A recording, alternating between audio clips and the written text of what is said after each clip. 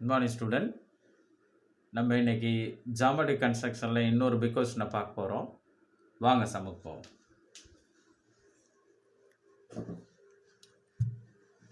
சம்மு என்னென்னா ஆங்கிலத்தில் draw an ellipse which is inscribed in a rectangle having sides 110 mm into 60 mm. தமிழில் 110 millimetre into 60 millimetre அளவு கொண்ட செவ்வகத்திற்குள் அதன் பக்கங்களை தொட்டு செல்லும் ஒரு நீள்வட்டத்தினை வரைக. இதுவும் எலிப்ஸ் தான் வரைய போகிறோம். பட் என்ன அப்படின்னா மெத்தட் வேறு மெத்தட். நம்ம லாஸ்ட் கிளாஸில் பார்த்தது வந்து கான்சென்ட்ரிக் சர்க்கிள் மெத்தட். 2 சர்க்கிள் ஒரே மையத்தில் இருந்துச்சுன்னா அதை கான்சென்ட்ரிக் சர்க்கிள் மெத்தட்னு சொல்லுவோம். அதில் போன மெத்தடில் நம்ம என்ன பண்ணோம்னா எலிப்ஸை வரைஞ்சோம். இதில் ஒரு செவ்வகத்துக்குள்ளே, அதை தான் ஆங்கிலத்தில் ரெக்டாங்கிள்னு சொல்கிறாங்க, அதுக்குள்ளே என்ன பண்ண போகிறோம் அப்படின்னா ஒரு எலிப்ஸை வரைய போகிறோம். நீங்கள் இந்த டாப்பிக்கை பொறுத்த வரைக்கும் ஒவ்வொரு சம்முமே ஒவ்வொரு ப்ரொசீஜரில் வரும். அதனால் ஒவ்வொரு சம்முக்கும் என்ன ப்ரொசீஜர் அப்படிங்கிறத நீங்கள் நல்லா தெரிஞ்சுக்கணும். இந்த சம்லேயும் நம்ம என்ன தான் பண்ண போகிறோம்னா ஒரு ரெக்டாங்கிளை தான் வரைய போகிறோம். பட் இங்கே ஒரு செவ்வகத்துக்குள்ளே எலிப்ஸை வரைய போகிறோம். ஓகே, இங்கே ரெக்டாங்கிள்குள்ளே எலிப்ஸை வரைய போகிறோம். ஓகே, நம்ம வரைகிறது எலிப்ஸு. ஓகே,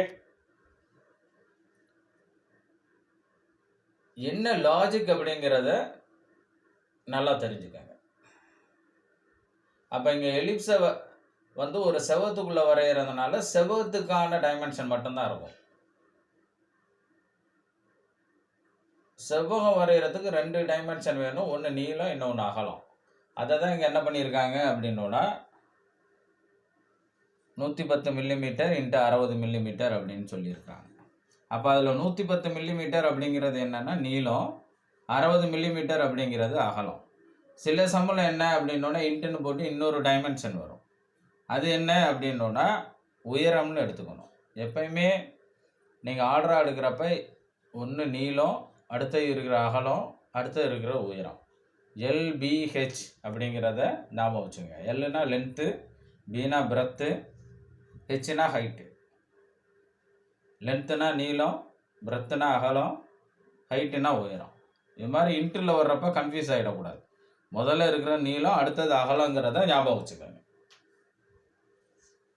அப்போ இந்த சம பொறுத்த வரைக்கும் என்ன லாஜிக் அப்படின்னோன்னா முதல்ல செவ்வகத்தை தேவையான அளவுக்கு வரைஞ்சிக்கிறோம்.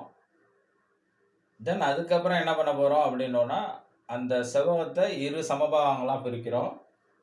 அடுத்தது ஒவ்வொரு சைடையும் 4 சமபாகமாக பிரித்து ஒவ்வொரு பாயிண்ட்லேருந்தும் லைன்ஸை வரைஞ்சி கட்டிங் பாயிண்ட்ஸை, அதாவது அந்த எலிப்ஸ் வரைய தேவையான கட்டிங் பாயிண்ட்ஸை கண்டுபிடிச்சி எலிப்ஸை வரைய போகிறோம். இதுதான் லாஜிக். எப்படி செய்வோம் அப்படிங்கிறத நம்ம இங்கே பார்ப்போம். நான் இங்கே நம்மளுக்கு தேவையான ஆன்சரை ஆல்ரெடி வரைஞ்சிட்டேன்.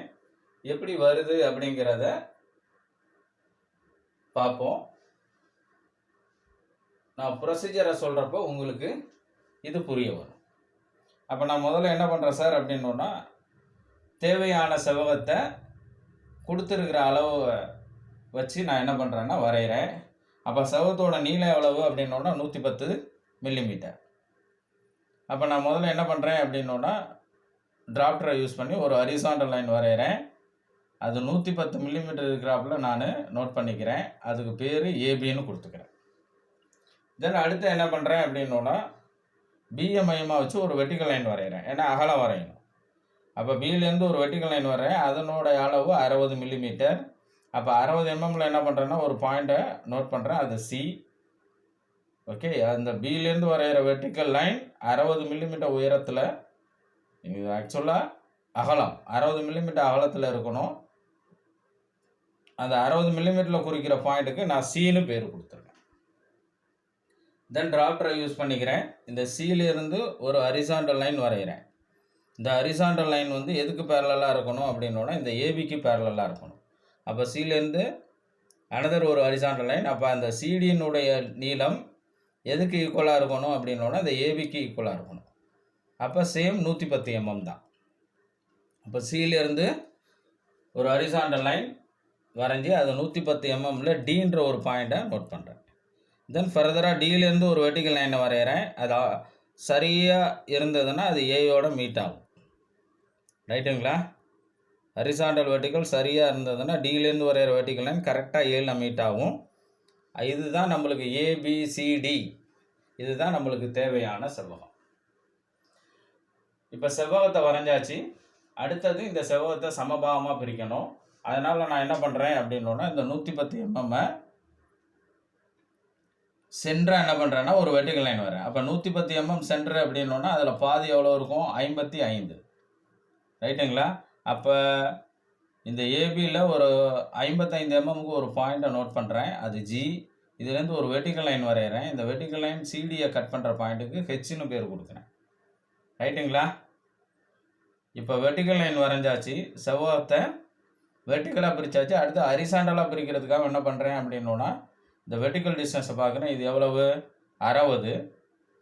ரைட்டுங்களா? இந்த 60ல் பாதி 30. அந்த 30 mmல இதை என்ன பண்ணுறேன் அப்படின்னோன்னா,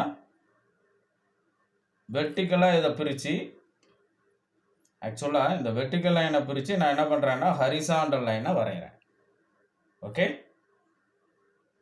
அந்த ஹரிசாண்டல் லைனுக்கு நான் என்ன பேர் கொடுக்குறேன்னா இஎஃப் அப்படின்னு கொடுக்குறேன். அப்போ இது 60 அப்படின்னோன்னா 60 நான் 2ஆக பிரிக்கிறப்ப எனக்கு சென்டர் எங்கே இருக்கும் அப்படின்னோன்னா 30 mmல இருக்கும்.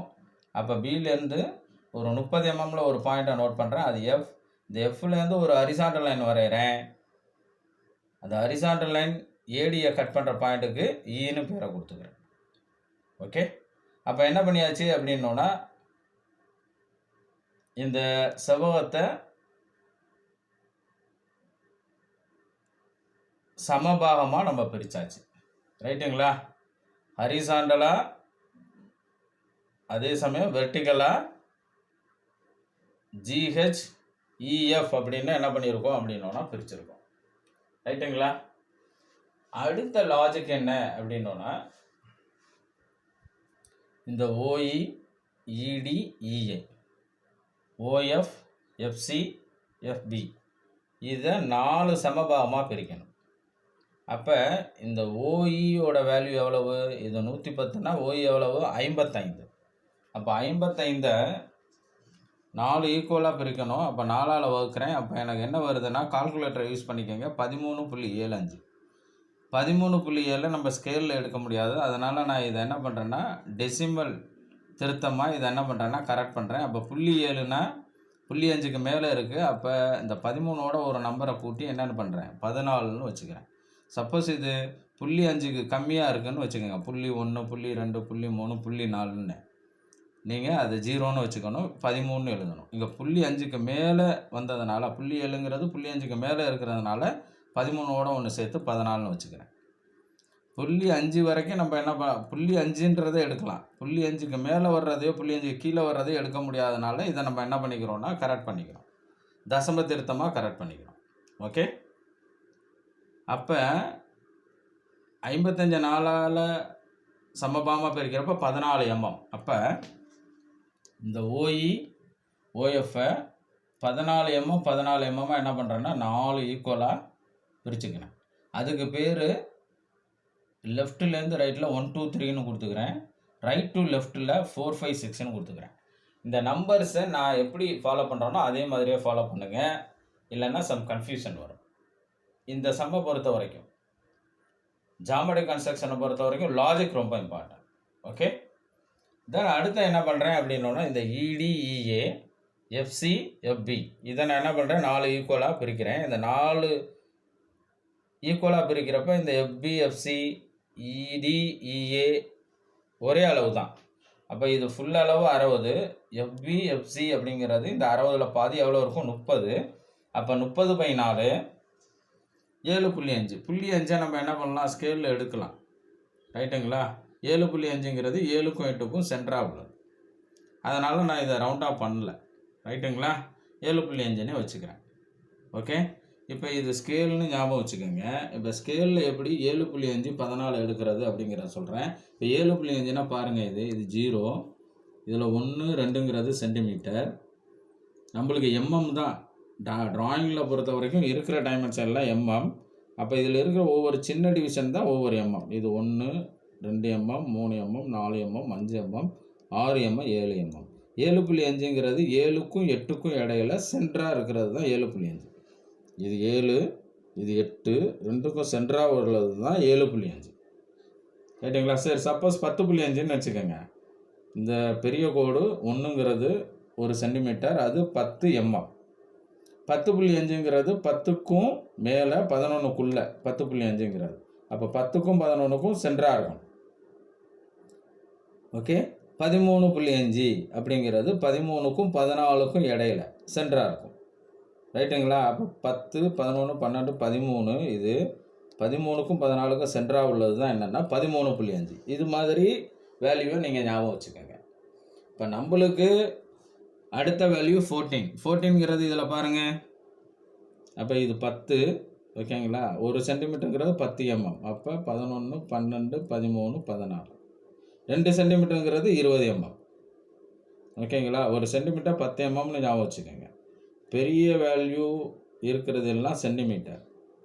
இதில் இருக்கக்கூடிய ஒவ்வொரு சின்ன டிவிஷன் தான் mm.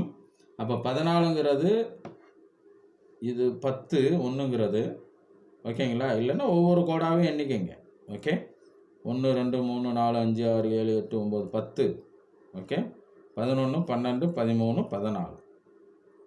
இந்த அளவு ஒன்று காம்பஸில் எடுத்துக்கோங்க. அப்படி இல்லை அப்படின்னோன்னா 0லேருந்து 14 mm காம்பஸில் எடுங்க. அப்படி இல்லைன்னா ஸ்கேலில் டைரெக்டாக மார்க் பண்ணிக்கோங்க. ஓகே. இப்போ இது உங்களுக்கு நல்லா புரிஞ்சிருக்கும்னு நான் நம்புகிறேன். இப்போ நான் என்ன பண்ணுறேன் சார் அப்படின்னோன்னா, இந்த EO OFஐ 4 ஈக்குவலாக 14 mm 14 mm பிரிச்சுக்கிறேன். ரைட்டுங்களா? அப்போ லெஃப்ட் டு ரைட் 1 2 3ன்னு நேம் கொடுத்துக்கிறேன். ரைட் டு லெஃப்ட் இங்கே OFல 4 5 6ன்னு கொடுத்துக்கிறேன். தென் இதே மாதிரி என்ன பண்ணுறேன், ED EA FC FB. அப்போ ஒவ்வொரு ஆஃபும் எவ்வளவு 30 mm. அதை 4ஆல் டிவைட் பண்ணுறப்ப 7.5. ஸ்கேல் எடுத்துக்கோங்க, ட்ராப் ட்ரை யூஸ் பண்ணி 7.5 7.5 4 டிவிஷன் பிரிக்கிறப்ப அதுக்கு பேர் என்னன்னு சொல்கிறேன், 1 dash 2 dash 3 dash. இது 1 1 2 1 3 1. இந்த சைடு வரப்போ 4 dash 5 dash 6 dash. இது 4 1 5 1 6 1. இதில் நேம் எப்படி கொடுத்துருக்கணும் அதே மாதிரியே ஃபாலோ பண்ணுங்கள். அப்போ தான் எந்த ஒரு குழப்பமும் வராது. லாஜிக் ரொம்ப இம்பார்ட்டன்ட். சப்போஸ் நம்பரை மாற்றி கொடுத்துட்டிங்கன்னா குழப்பம் வரும். ஓகே. லெட்டர்ஸை மாற்றி கொடுக்குறப்ப உங்களுக்கு குழப்பம் வரும். அது ரொம்ப ரொம்ப முக்கியம். இப்போ என்ன பண்ணிட்டோம் அப்படின்னோன்னா,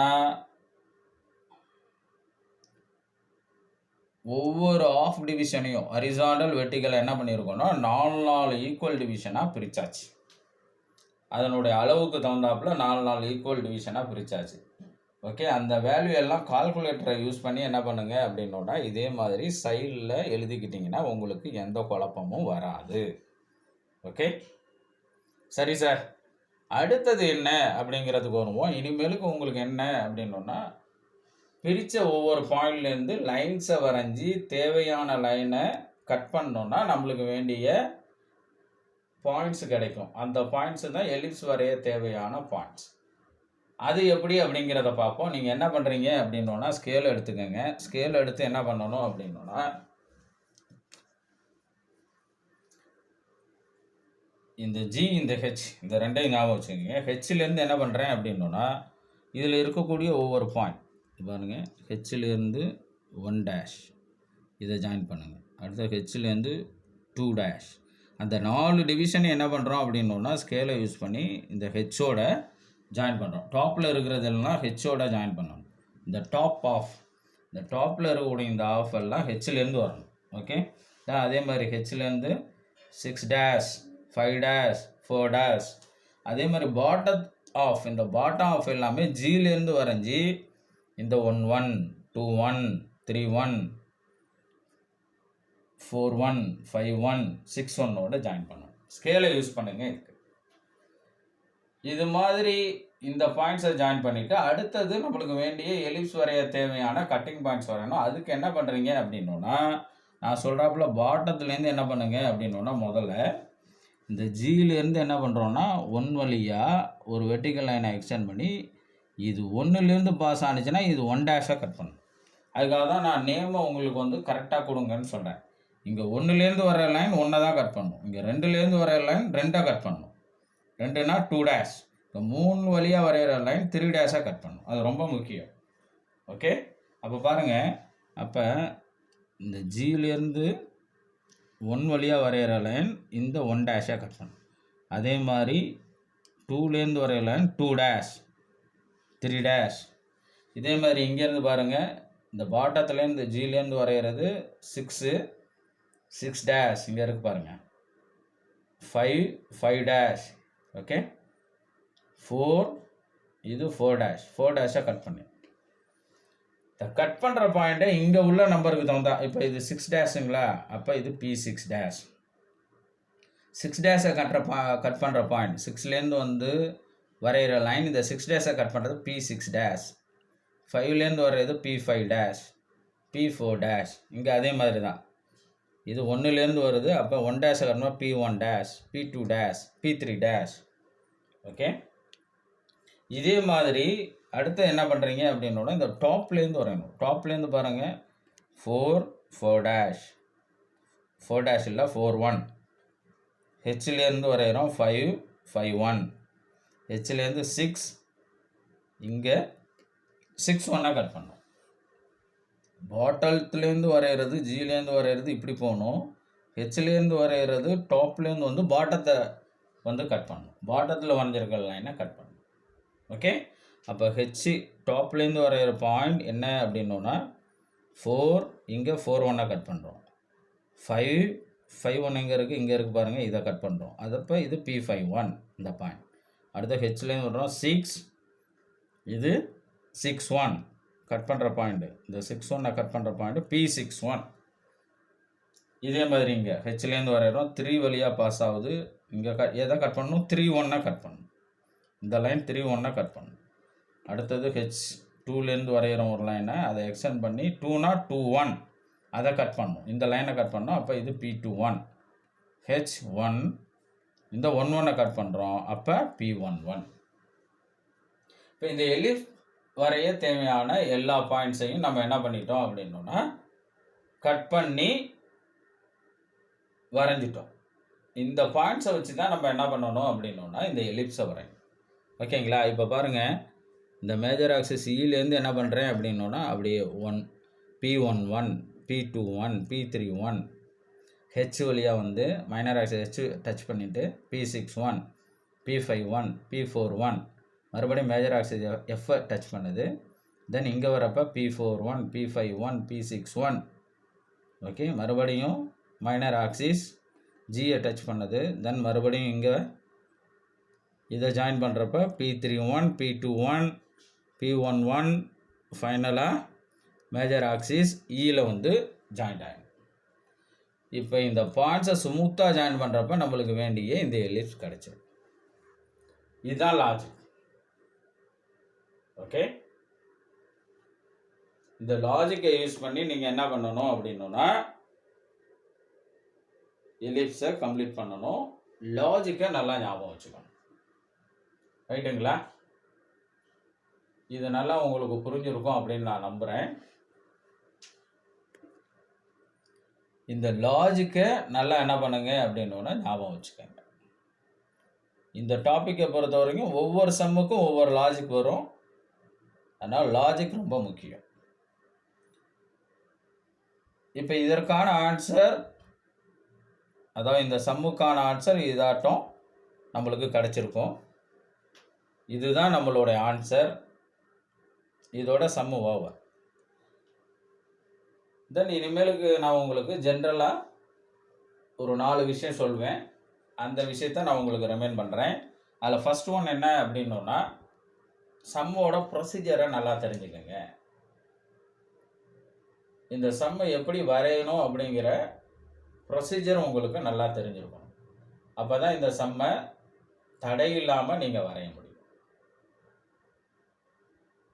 ஓகே, அதனால் ப்ரொசீஜரை நல்லா தெரிஞ்சுக்கங்க. அடுத்ததான் நான் சொல்கிற விஷயம் பென்சில் யூஸிங்.